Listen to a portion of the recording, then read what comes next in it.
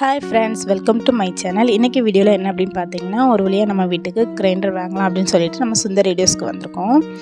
அதில் பார்த்திங்கன்னா நிறையவே மாடல்ஸ் இருந்தது. நானுமே எல்லாமே செக் பண்ணி பார்த்துட்டு இருந்தேன். ஆனால் ஆல்ரெடி ஃபிக்ஸடாக தான் வந்தேன். அல்ட்ரா பிக் கிரைண்டர் வாங்கலாம் அப்படிங்கிற ஒரு ஐடியாவில் தான் வந்தேன். அது நல்லாவே மூவிங்கில் இருக்குது அப்படின்னு சொல்லி அவங்களுமே சொன்னாங்க.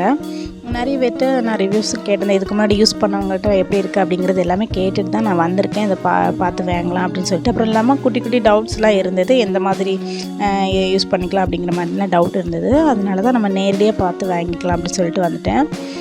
எனக்கு பார்த்துருந்தீங்கன்னா நான் ஏற்கனவே வீடியோஸ்லேயும் போட்டிருப்பேன். என்னோடய கிரைண்டர் வந்து ரிப்பேர் ஆகி 1 இயருக்கு மேலெலாம் ஆகிடுச்சு. மிக்சியில் தான் நம்ம வந்து மாவு அரைச்சி இதுவரை யூஸ் பண்ணிகிட்ருந்தேன். அதெல்லாம் நம்மளுக்கு வந்து ஒர்க் அவுட் ஆகலை. ஏன்னா வந்து நம்ம கொஞ்சம் கம்மி குவான்டிட்டியில் தானே அதெல்லாம் யூஸ் பண்ண முடியும். நம்மளுக்கு பசங்க வளர்ந்தாச்சு, ஸ்கூல் அப்படி இப்படின்னு சொல்லும்போது நம்மளுக்கு 1 வீக்குக்கு தக்குன்னு அரைச்சி வைக்கணும்னா அந்த மாதிரி 2.5 லிட்டர் வாங்கினா நம்மளுக்கு ரொம்பவே யூஸ்ஃபுல்லாக இருக்கும். அதனாலேயே நான் பிக் கிரைண்டர் வாங்கலாம் அப்படின்னு சொல்லிட்டு வந்துட்டேன். கிரைண்டர் வாங்க போகிறோம் அப்படின்னு சொன்னதுமே பார்த்திங்கன்னா ரொம்பவே ஹாப்பி ஆகிட்டேன் நான்.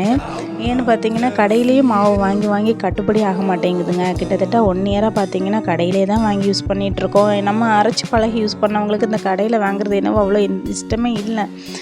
இருந்தாலும் நம்ம டிஃபனுக்கு என்ன பண்ணுறது அப்படின்னு யோசிக்கும்போது சேமியா ரவை அப்படின்னே பண்ணிகிட்ருக்க முடியாது இல்லையா, தோசை அப்படின்னு ஏதாவது பண்ணி கொடுத்தா தான் பசங்களுக்கும் இன்ட்ரெஸ்டிங்காக இருக்கும்.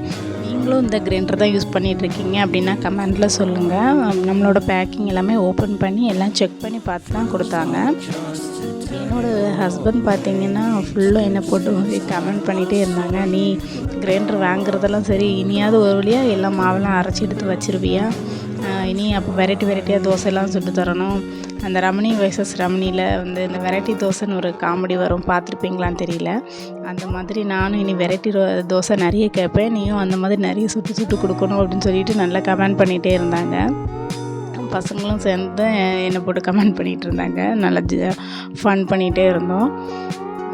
அதுக்கப்புறமா நம்மளோட வீட்டுக்கு வந்து ஒரு அயன் பாக்ஸும் வாங்க வேண்டியது இருந்தது. அதையுமே வாங்கிட்டோம். பேக்கிங் எல்லாம் ஃபுல்லாக நல்லா நீட்டாகவே பண்ணி கொடுத்துட்டாங்க.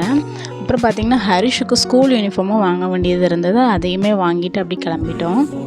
இந்த கிரைண்டர் எப்படி இருக்குது யூஸ் பண்ணுறதுக்கு அப்படின்னு சொல்லிட்டு நான் யூஸ் பண்ணி பார்த்துட்டு உங்களுக்கு கொடுக்குறேங்க. அதையுமே ஒரு வீடியோவாக போடுறேன் உங்களுக்கு. ஓகே ஃப்ரெண்ட்ஸ், இந்த வீடியோ உங்களுக்கு பிடிச்சிருக்குன்னு நினைக்கிறேன். இந்த வீடியோ பிடிச்சிருந்ததுன்னா லைக் பண்ணுங்கள், ஷேர் பண்ணுங்கள், கமெண்ட் பண்ணுங்கள்,